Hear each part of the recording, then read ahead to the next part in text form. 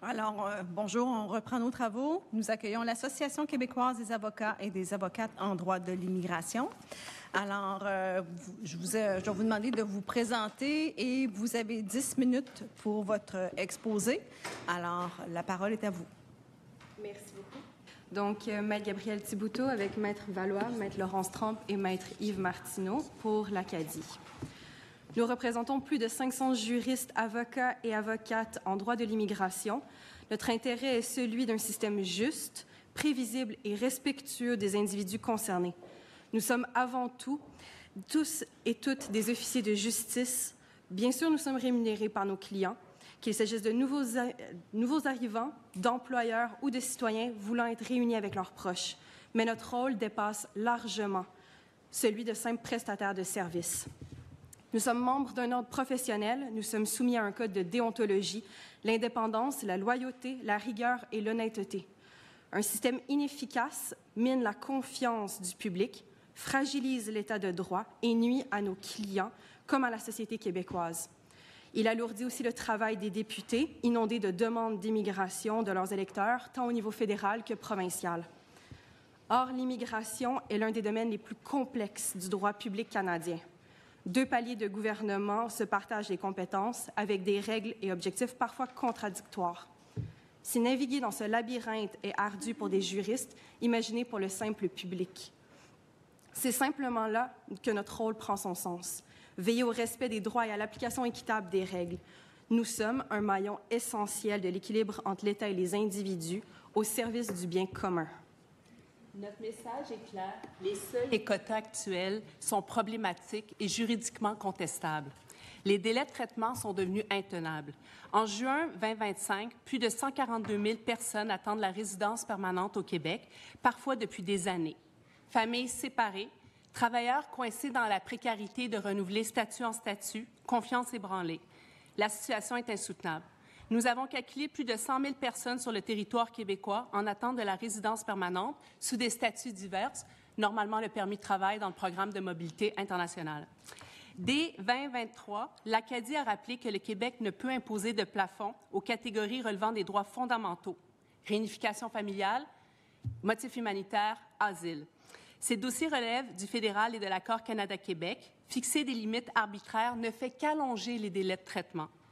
Concernant les résidents temporaires, le Québec a compétence dans le programme des travailleurs étrangers temporaires et les permis d'études. Mais la perte de l'exemption du 10 % dans la liste de traitement simplifié a directement fragilisé les employeurs. Le nombre record de chambres de commerce présentes ici illustre l'ampleur du problème. S'agissant du programme de mobilité internationale, la compétence appartient complètement au fédéral. Les permis transitoires, les travailleurs vulnérables ou les demandeurs d'asile ne peuvent être contingentés par le Québec. Ces personnes sont sous des statuts temporaires en sol québécois. Plus les délais de résidence permanente s'allongent, plus le bassin du programme de mobilité internationale va gonfler, forçant les gens à renouveler leur statut d'année en année, alors que des nouvelles demandes sont soumises. Le PMI, le programme de mobilité internationale, est rempli de faux temporaires, soit des gens sur le chemin transitoire de la résidence permanente, déjà sélectionnés par le Québec, par ce gouvernement, mais qui sont pris dans le goulot d'étranglement des délais en raison des seuils trop bas. En résumé, les seuils trop bas génèrent des arriérés massifs et des délais inutiles et disproportionnés, surtout comparés aux autres provinces. Le Québec ne peut juridiquement plafonner les catégories relevant des droits fondamentaux et les discussions portant sur le nombre de temporaires doivent prendre en compte les faux temporaires, ceux qui sont sélectionnés par Québec et attendent sous des permis de travail dans le programme de mobilité internationale. Nous encourageons une planification réaliste plutôt que des plafonds rigides afin de protéger l'intégrité du système, respecter les droits et offrir une prévisibilité aux familles et aux employeurs. Derrière les chiffres, il y a des vies. Prenons la réunification familiale. En juin dernier, le Québec a suspendu la réception des demandes de CSQ après avoir fixé un quota arbitraire de 13 000 sur 2 ans. Or, nous recevons historiquement de 10 000 à 12 000 demandes par année. En coupant la poire en deux, on a créé artificiellement une année zéro.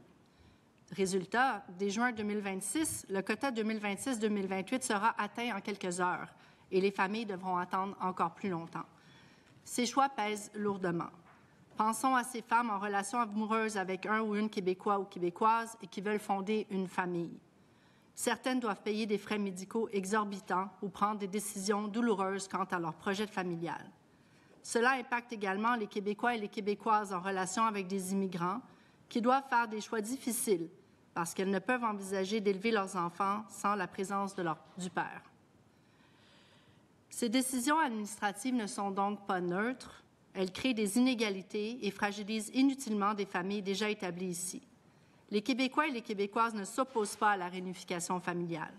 C'est une immigration largement acceptée et enracinée dans nos valeurs, et chacun connaît une famille dans cette situation. Les délais sont inacceptables. En matière d'asile, la situation est aussi préoccupante. Plus de 51 000 réfugiés reconnus sont en attente pour une cible annuelle de seulement 3 650 à 6 650. Concrètement, la décision que vous prenez représente des délais de 4 à 6 ans avant la résidence permanente. Pendant tout ce temps, leurs enfants et conjoints d'étrangers demeurent séparés d'eux. Leur intégration au Québec, y compris l'apprentissage du français, est ralentie et ne profite à personne et génère beaucoup de désespoir. L'immigration n'est pas qu'une affaire de chiffres. C'est une affaire de droit, de famille, de projet de vie, de confiance envers nos institutions. Plusieurs exemples qui ont affecté la confiance des parties prenantes. La suspension brutale du PEC travailleur. En octobre 2024, la suspension brutale du PEC diplômé et du PRTQ. La suspension de la réception des demandes de CSQ dans la réunification familiale. Les changements soudains dans la liste des professions admissibles au processus simplifié pour les travailleurs étrangers temporaires. Donc, nous invitons le gouvernement à revoir son approche, remplacer les plafonds rigides par des prévisions réalistes, respecter les compétences fédérales en matière des droits fondamentaux et bâtir un projet d'immigration humain, prévisible et porteur pour le Québec et pour le bien commun. Merci de votre écoute. Merci beaucoup. Alors, on va commencer la période d'échange avec M. le ministre. La parole est à vous. Merci bien. Merci pour votre présentation. Je suis interpellé par votre vision de l'accord Canada-Québec.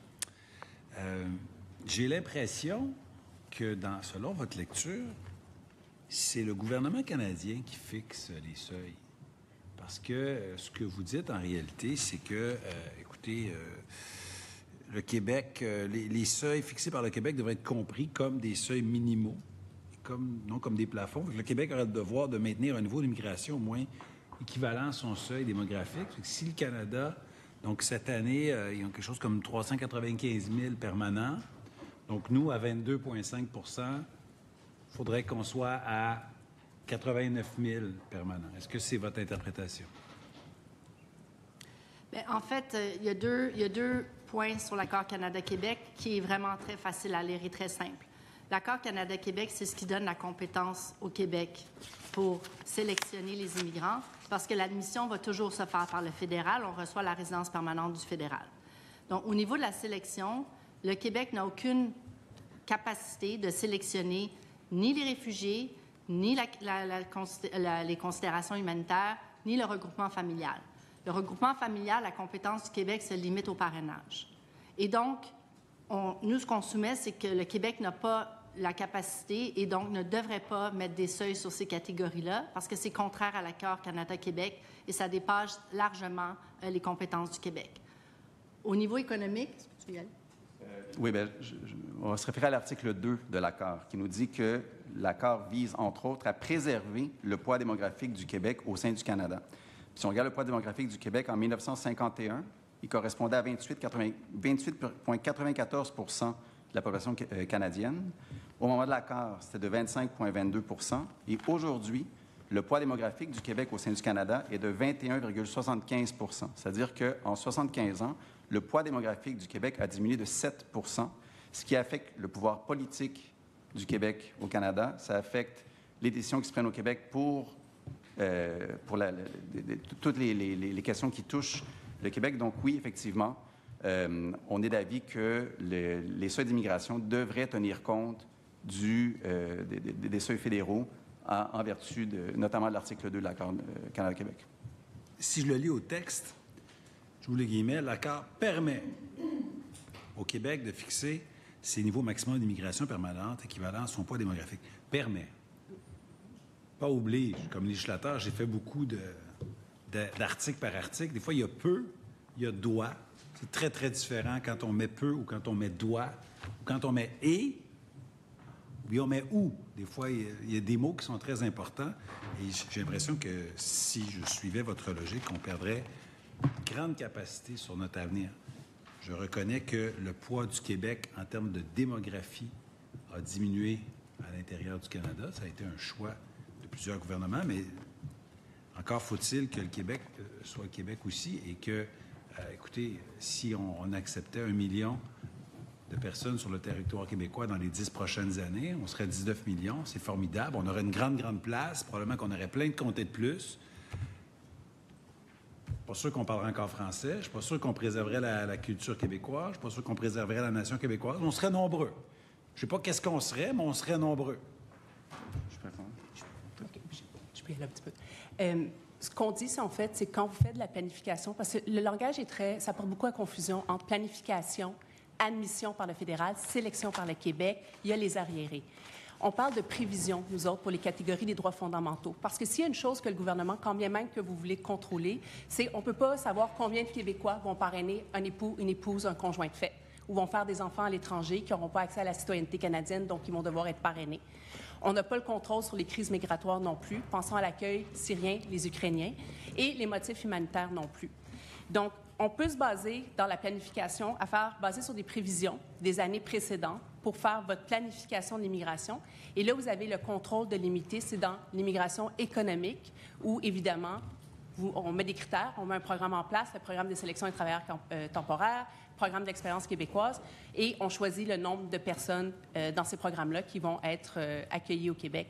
Mais mettre un seuil maximal, exemple en réunification familiale, alors qu'on n'a pas le contrôle sur combien de Québécois, Québécoises vont se marier, tomber en amour ou fonder une famille, c'est comme bloquer les familles. Et là, présentement, ce qu'on voit dans les chiffres, il y a vraiment un enjeu où on a des délais 4 fois plus longs à l'heure actuelle que dans une autre province. Je fais beaucoup de dossiers de réunification familiale. Ils sont réglés en moins d'1 an. Et j'ai des familles au Québec qui sont séparées avec des enfants pendant, là, je suis rendue à des dossiers de 4 ans. Et si on regarde avec la suspension des CSQ actuels, là, en réunification familiale, les délais ne vont qu'augmenter. Et ça, c'est complètement inacceptable d'avoir des Québécois et des Québécoises qui sont séparés de leurs conjoints, époux, épouses, et des fois de leur famille. Et c'est la même chose en humanitaire. Monsieur le ministre, allez-y, allez-y. En matière d'immigration économique, on est avec vous, on est avec tout le Québec. On souhaite de l'immigration francophone. Et quand on parle justement du PEC travailleur et du PEC diplômé, ce sont des personnes, si on parle des PEC travailleurs, ce sont des personnes qui ont au moins 2 années d'expérience de travail qualifiées au Québec et qui parlent français. Ce sont des personnes à qui on a coupé l'herbe sous le pied du jour au lendemain, alors que ce sont des personnes talentueuses qui paient des impôts, qui contribuent au Québec français, alors qu'on a des besoins économiques, sociaux, culturels, démographiques.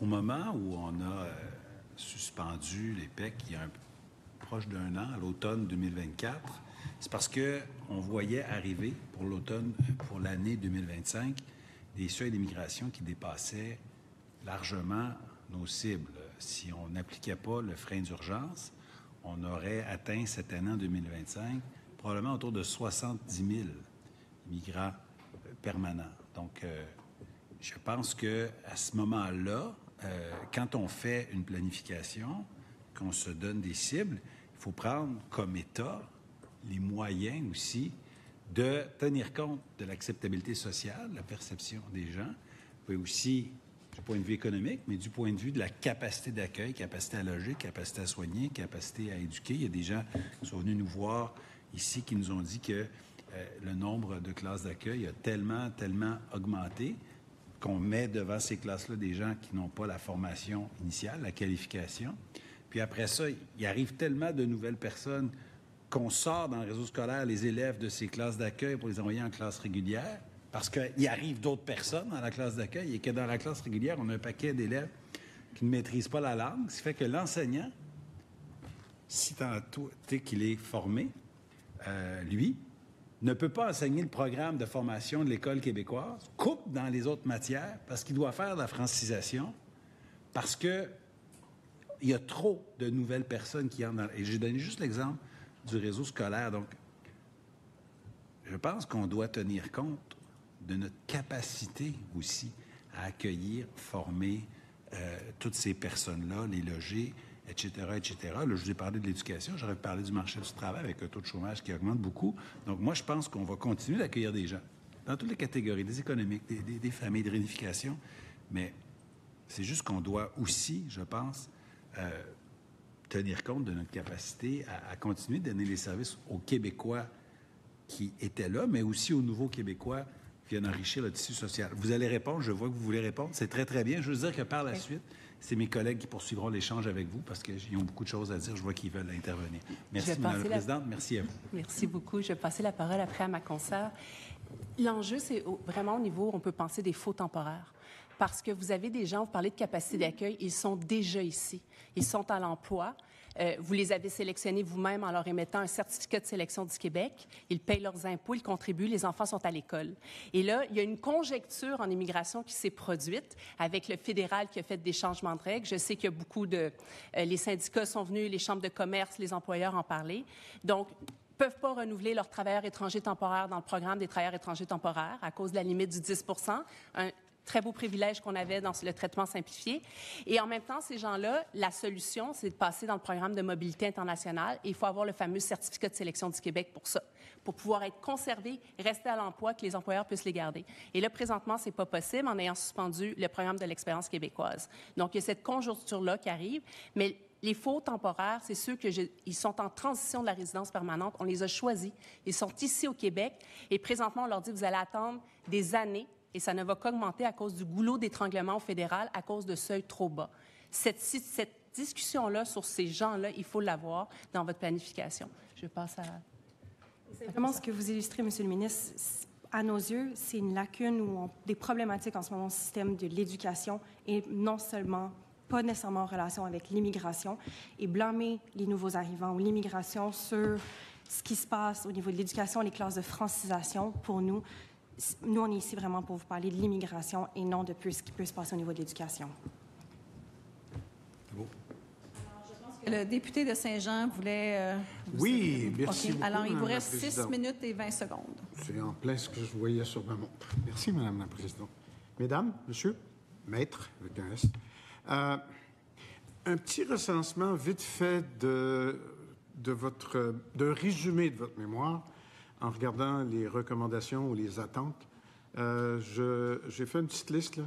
1, augmenter les seuils dans toutes les catégories. 2, traiter plus rapidement l'arriéré existant. 3, faciliter les transitions de temporaire à permanent. 4, rouvrir le PEC. 5, assurer la stabilité des programmes. J'ai juste fait une espèce de résumé. Un chausson avec ça? Augmenter les seuils. Vous n'avez pas quoi? Non, on n'écrit pas d'augmenter les seuils. Alors, j'ai compris. On dit que dans les catégories des droits fondamentaux, on ne peut pas plafonner cela, comme la réunification familiale, oui, ce qui est quand même une nuance importante. Okay. La réouverture du programme de l'expérience québécoise, on l'a abordé. Je pense qu'on n'est pas les seuls à avoir parlé. C'est d'ailleurs un bijou, un programme qui a été copié par le fédéral en 2015, parce qu'il y a eu une transition dans l'immigration. Avant, les gens arrivaient ici, n'avaient jamais mis le pied au Québec. Moi, je fais de l'immigration économique depuis très longtemps. Ils n'avaient jamais mis le pied au Québec. Ils arrivaient ici après plusieurs années. Et souvent, ça ne marchait pas. Ils se ramassaient à avoir des emplois dérisoires. On a tous connu cette situation-là. Et aujourd'hui, ce qui est bien, c'est que l'immigration économique, c'est des gens qui sont arrivés ici, qui ont daté le Québec, j'ai jamais utilisé cette expression-là, sont venus avec un emploi, sont venus faire des études ici, ils sont intégrés. Et il faut être francisé dans le programme de l'expérience québécoise. Ils contribuent à la société. Et c'est ces gens-là qu'on dit, on ne veut pas qu'ils attendent des années sous des statuts temporaires. Donc, c'est un très, très beau programme. On va s'entendre donc sur augmentation du nombre de personnes au final, sans parler de seuil, parce que c'est ce que ça veut dire, ce que vous êtes en train de me dire. Mais je voulais revenir à la capacité d'accueil dont le ministre a parlé, et vous avez répondu, Madame, en parlant de l'éducation, en disant, votre problème, c'est peut-être l'éducation, c'est peut-être le système d'éducation, pas nécessairement la demande supplémentaire de... On aurait pris la santé, d'ailleurs, le ministre le suggérait. Vous m'auriez probablement dit, oui, la santé, tout le monde sait ça, c'est un gros problème, alors c'est pas ça qui fait. Au final, vous en pensez quoi de concept de capacité d'accueil? Est-ce que vous êtes de ceux, et on en a entendu, qui disent, non, ça c'est de la théorie, c'est inventé, ça n'existe pas. Vous êtes où par rapport à capacité d'accueil? Parce que moi, je peux vous parler de capacité de payer aussi. C'est même pas d'accueil. Si on fait juste... Parce que tantôt, quand j'ai fait votre résumé, je me disais, ouais, mais logistiquement, c'est-tu possible? Dans le contexte où, au Québec, le taux de résidents temporaires est le plus haut qu'il n'a jamais été de son histoire, avec tout ce qu'on connaît comme... Je ne veux pas appeler ça des problèmes parce que c'est du vocabulaire qu'il ne faut pas utiliser. Donc, comme difficulté à servir tout le monde avec les mêmes niveaux de qualité. C'est vrai, vous l'avez dit, en éducation, on a des problèmes. On a en santé, on a dans plusieurs prestations de services. Donc, vous êtes où avec la capacité d'accueil? C'est pas... OK, bien, en fait, pour nous, le calcul que vous devez faire, là, ça doit prendre en considération plusieurs facteurs. Donc, il y a une nécessité démographique réelle. On s'entend là-dessus. Il y a une diminution de la population active, c'est-à-dire des gens pour travailler dans nos services. Il y a aussi le financement des services publics. Parce qu'on sait que la population vieillit, il va falloir que quelqu'un paye pour nos services publics. Et ça, c'est avec l'immigration qu'on va pouvoir avoir des gens qui travaillent et qui financent les services publics dont on aura besoin. Il y a des impératifs économiques, mais il y a aussi des impératifs de respect de nos obligations internationales et des lois. Donc, au niveau de la capacité d'accueil, nous pensons que ça a été en partie instrumentalisé pour alimenter la perception d'une crise et détourner l'attention quant aux difficultés des services publics. Les immigrants ne sont pas responsables de toutes les difficultés des services sociaux. On a beaucoup parlé des demandeurs d'asile, des difficultés qu'ils créaient dans le système. Vous savez quoi? Les demandeurs d'asile et les réfugiés forment moins de 1 % de la population du Québec. C'est impossible qu'ils soient responsables de la crise du logement, des problèmes en éducation, des problèmes dans les services sociaux. Donc, on exagère ça, la crise du logement? On ne l'exagère pas du tout, mais ce n'est pas uniquement dû à l'immigration. C'est dû à un manque de planification. Par exemple, au cégep, on a beaucoup d'étudiants, mais on le savait il y a 16 ans qu'il y avait plus de naissances au Québec, mais ça n'a pas rapport nécessairement avec l'immigration. Alors, la position de l'Acadie depuis longtemps, ça a été de dire que l'immigration, ça doit être planifié, ça doit être fait par un comité d'experts, par des démographes, et ça doit être fait plus que 2 ans à l'avance, ça doit être fait 10 ans à l'avance avec des experts. Je sais, tout le monde savait qu'on prendrait notre retraite à 65 ans, puis tout le monde savait que le taux de natalité était en baisse, alors on n'avait pas besoin d'une carte géographique pour savoir qu'on s'en allait vers une diminution. Et vous partez du point de vue qu'il faut essayer de soutenir ça pour des raisons économiques que vous avez dit tout à l'heure, puis je peux comprendre la théorie. Sauf que on a, au Québec en ce moment, on a des problèmes de livraison de services et forcément, à un moment donné, c'est pas juste la qualité ou la quantité, c'est la... Je reviens à ce que je disais tout à l'heure. Je le sais, Madame la Présidente, il me reste moins d'1 minute, puis je veux qu'il réponde. C'est la capacité de payer. Qu'on dise qu'on a un problème de système, qu'on a un problème de livraison de services, qu'on a un problème de rareté de main-d'œuvre pour créer plus vite les gens qu'on a besoin en garderie, les gens qu'on a besoin dans les écoles, les gens qu'on a besoin dans les hôpitaux. Et c'est vrai, j'en suis, là, je le comprends. Mais à un moment donné, il faut payer aussi. C'est interrelié parce que quand on dit un immigrant, c'est aussi le travailleur de la santé, c'est aussi l'éducateur, l'éducatrice en petite enfance, c'est aussi la personne qui apporte ses soins aux Québécoises, aux Québécois quand on a besoin. Donc, on ne peut pas avoir une vision. Vous demandez, êtes-vous de quel côté ou de quel côté? On n'est pas d'un côté ou d'un autre. On est du côté d'une planification qui tient compte des besoins, mais aussi des vies. Puis là, vous nous dites au début, voulez ci, ça, voulez-vous un chausson avec ça? Mais si vous me demandez, voulez-vous de la stabilité? Bien sûr qu'on veut de la stabilité. J'aimerais ça aussi, de la stabilité, parce Merci que les 200 000... Je vous remercie. Alors, on poursuit les discussions avec le député de l'Acadie. La parole est à vous. Merci, Madame la Présidente. Alors, bon après-midi, confrères, consoeurs.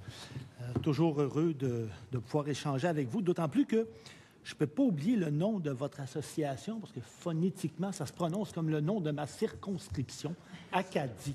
Alors, voyez, je ne peux pas vous oublier. Mais j'avoue cependant que ce matin, vous avez particulièrement attiré mon attention, parce que je pense que c'est votre association, n'est-ce pas, où il y avait un article dans Le Devoir qui disait, ou dans Le Devoir ou dans un autre journal, « Immigration au Québec gonfle les chiffres artificiellement, dénonce des avocats ». On parle de votre association, puis on parle du nombre, particulièrement dans le PMI. Puis le PMI, c'est fédéral. Alors, j'aimerais ça que vous me parliez un peu de ça. Ça m'a vraiment... ça a attiré mon attention.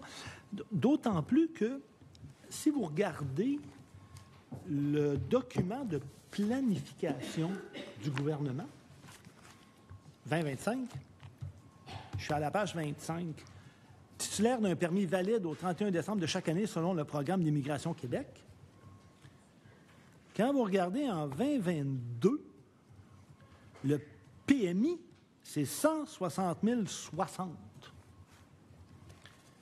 Et ce qui est étonnant, c'est que quand vous regardez le document du gouvernement du Québec sur la consultation en 2023 et que vous regardez le nombre de PMI en 2022, moi, je m'attendais à avoir le même chiffre. Bien, dans le document de 2023, c'est 73 195. Ça semble vous donner raison. Il semble y avoir un gonflement dans le document actuel.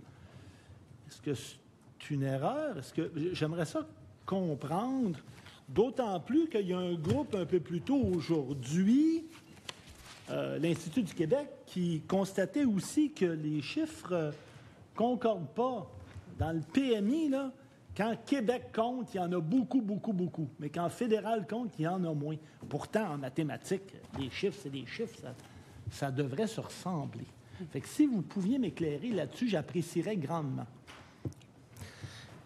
Dans des notes de crédit sur l'année 2024, on avait vu les chiffres, donc des chiffres du gouvernement du Québec, dans le programme de mobilité internationale de à peu près, je vais arrondir, 117 000, dont à peu près 61 000 étaient titulaires d'un permis de travail ouvert. Puis dans le programme des travailleurs étrangers temporaires, on parlait d'à peu près, je vais arrondir le chiffre également, 57 000.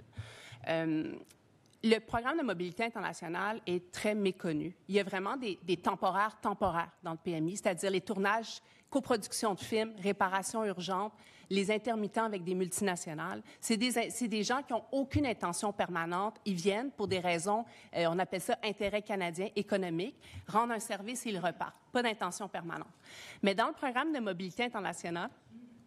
Là-dessus, si vous me permettez, oui. Je vous suis très bien. Ma compréhension du PMI, par exemple, vous savez, une compagnie internationale, société internationale, pour ne pas nommer personne, mais dans le domaine de l'aviation, par exemple. Et ils ont besoin de faire venir, je ne sais pas moi, des ingénieurs spécialisés pour un projet pendant 3-4 mois. Bien, je comprends que ces gens-là vont venir ici, vont travailler, mais eux vont avoir un PMI. Oui, ils vont être dans... Après 4-5 mois... Ils retournent, exactement. Il y a donc beaucoup de temporaires. Des gens qui veulent venir faire un tournage de film à Montréal ou à Québec. Québec, c'est magnifique. Ils vont avoir un PMI. Ils vont être ici 4-5 mois, puis ils s'en vont. Plus les accords de libre-échange, il y en a énormément. Donc, on a signé ces ententes-là et ça donne les mêmes bénéfices aux Québécois d'aller travailler à l'international. On pense à l'expérience internationale canadienne aussi. Mais dans le programme de mobilité internationale, il y a tout ça en attente de la résidence permanente. Vous êtes en situation de parrainage, vous avez réussi à venir ici avec un visa visiteur, il faut l'obtenir du fédéral. Vous allez être sur un permis de travail ouvert dans le PMI. Vous êtes un demandeur d'asile, vous avez maintenant en 3 semaines, c'est bien, ils peuvent travailler plus vite, vous avez un permis de travail ouvert. Vous êtes un étudiant diplômé, le post-diplômé, le permis de travail, vous êtes aussi dans le PMI. Vous êtes quelqu'un qui a obtenu son CSQ dans la catégorie économique, vous êtes ici, vous êtes dans le programme de mobilité internationale aussi. C'est énormément de gens. Nous, on a calculé, en fait, c'est plus de 100 000 personnes qui sont en attente de la résidence permanente. On les a choisis, le gouvernement les a choisis, mais ils sont pris dans un goulot d'étranglement à renouveler leur statut temporaire d'année en année avec toute la paperasse que ça comprend et évidemment avec des enjeux, des fois avec la RAMQ ou autre. Et ces gens-là, c'est des futurs résidents permanents. C'est des futures personnes qui vont avoir les mêmes droits qu'un citoyen canadien, sauf le droit de vote et le passeport. Et ces gens-là vont être nos futurs citoyens aussi, nos co-citoyens au Québec. Donc, ça fait beaucoup de gens qui sont en transition en attendant la résidence permanente, qui sont coincés dans le PMI, et ça gonfle les chiffres parce qu'évidemment, tu renouvelles d'année en année en attendant ta résidence permanente, et les demandes continuent aussi à rentrer dans les autres catégories. Donc, c'est un programme qui est très beau, le programme de mobilité internationale, mais il y a plus de 50 sous-catégories, et il y a vraiment la différence entre ceux qui sont en attente de la résidence permanente et ceux qui sont vraiment juste temporaires. Et ça, je le comprends très bien, mais les catégories dans le PMI... Est-ce qu'il y en a beaucoup plus depuis 1 an ou 2 ou si c'est comme ça depuis un bout de temps? C'est très similaire, le PMI, depuis sauf quand on signe un nouvel accord de libre-échange. Ça se peut qu'on ne renouvelle pas un accord de libre-échange en Amérique du Nord. Ça va peut-être être un autre accord signé. Ouais. On pense Canada-Mexique. Ouais. Donc, les accords de libre-échange, c'est souvent là où on voit des changements, comme quand il y a eu la signature du Trans-Pacifique. Donc, comment, dans les chiffres du gouvernement du Québec en 2022, on peut avoir 73 195 PMI, puis dans les chiffres du gouvernement du Québec, soudainement, en 2022, on a 160 000. C'est la même année. Comment ça peut marcher? Si on me dit, ah oui, 2024, oh, là, il y a eu une explosion, ben, je comprends, mais on parle de la même année. Fait que c'est quoi? C'est ça, le gonflement artificiel dans le cahier de cette année, ou c'est quoi? Avez-vous une idée? Ou... Non, ça, on n'a pas la réponse à cette question. Parce que... OK, bien, très bien. Bien, je vous remercie parce que quand j'ai lu l'article, je pensais que le gonflement venait de là, mais peut-être pas. Alors, on va continuer à chercher. Je vous remercie. J'ai d'autres questions pour vous. Parce que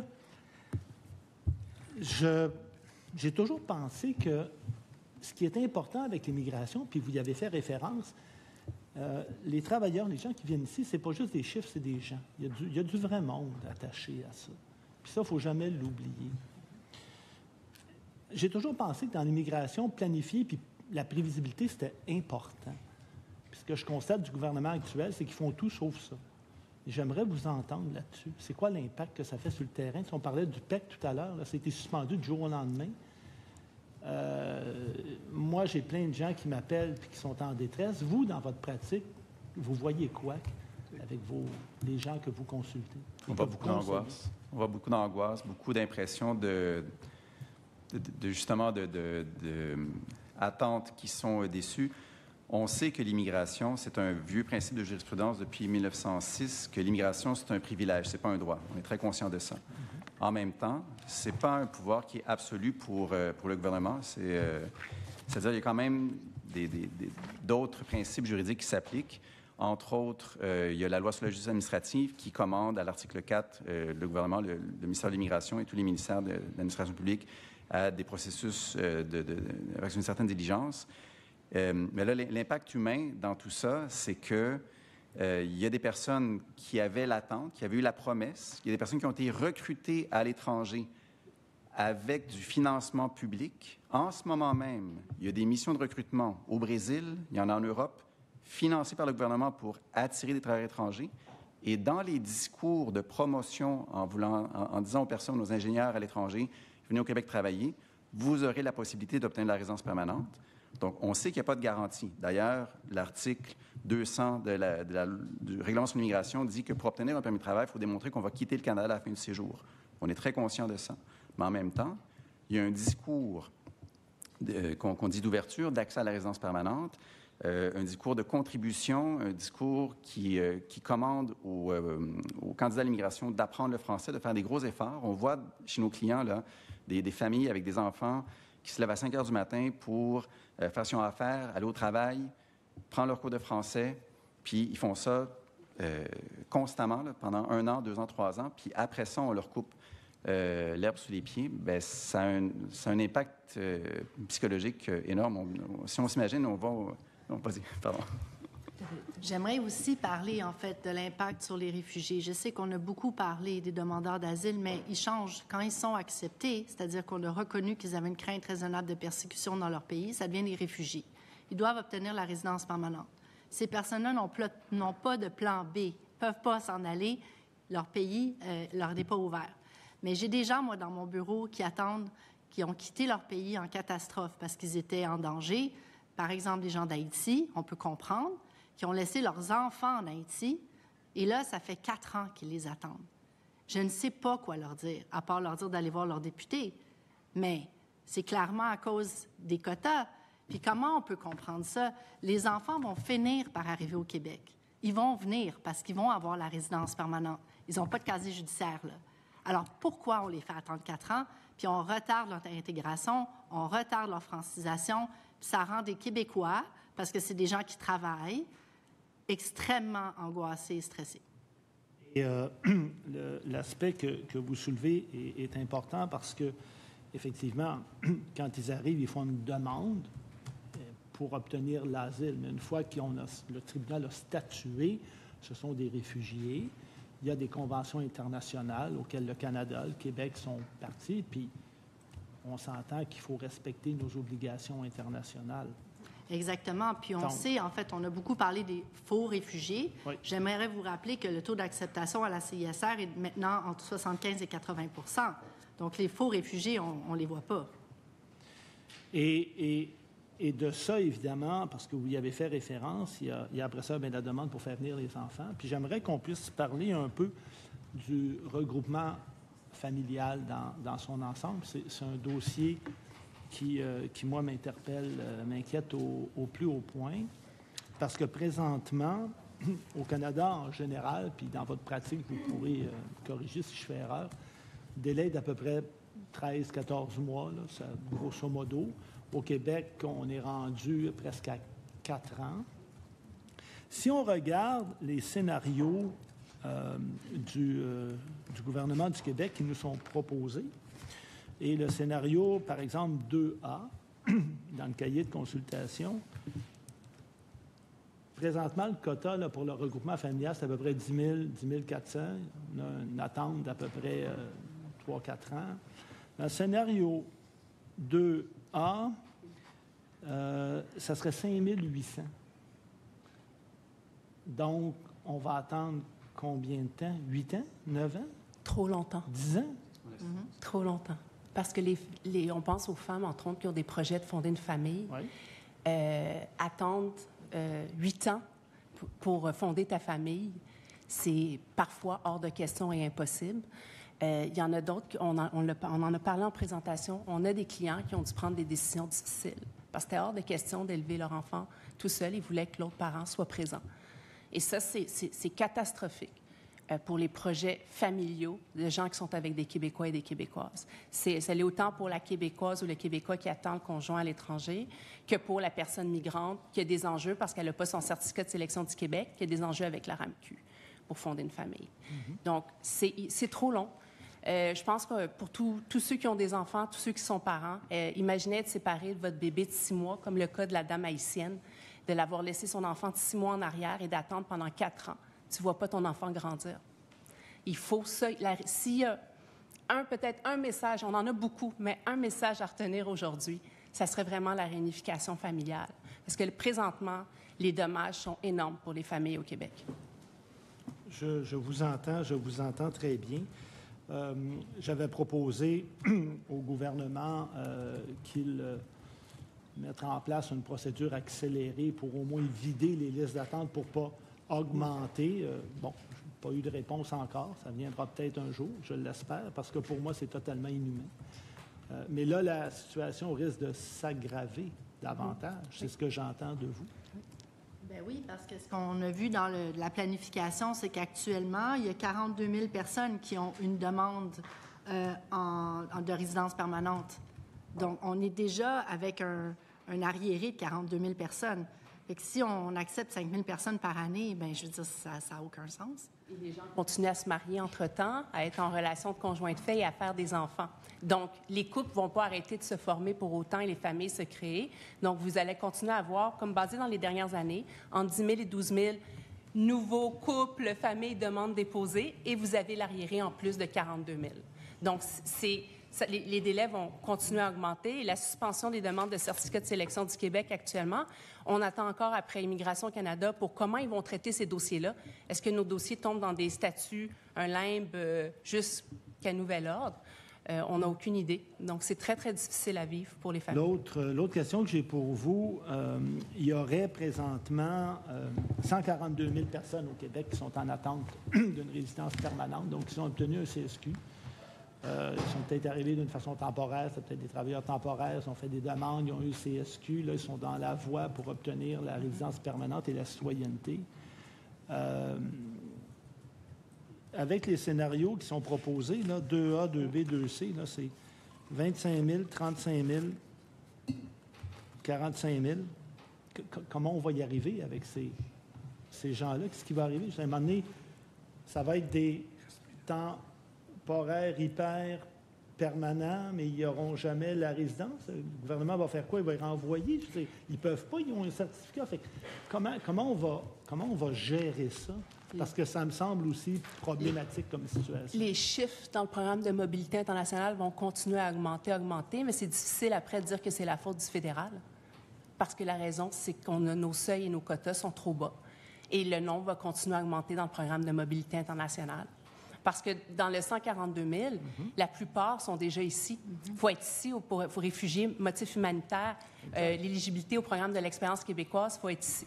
Donc, tous ces critères-là, mis ensemble, c'est des gens qui sont ici en territoire québécois.